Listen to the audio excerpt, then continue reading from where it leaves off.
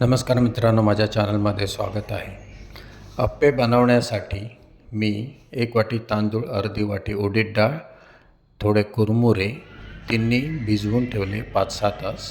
त्याच्यानंतर मी ते मिक्सरमध्ये घालून 10-12 तासासाठी ठेवून दिले।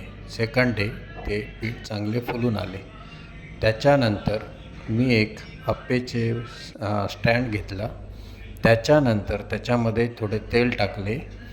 नंतर त्याच्यामध्ये ते पीठ टाकले।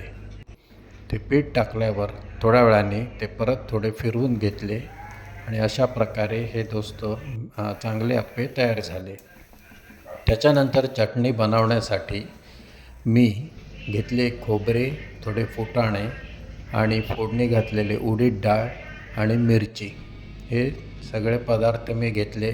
एकत्र करून थोडे मीठ चवीसाठी टाकून मिक्सरमध्ये टाकले आणि त्याची चटणी तयार केली। दोस्तो, माझा व्हिडिओ बघण्यासाठी थँक्यू। आवडला तर शेअर करा, सबस्क्राईब करा। Have a good day.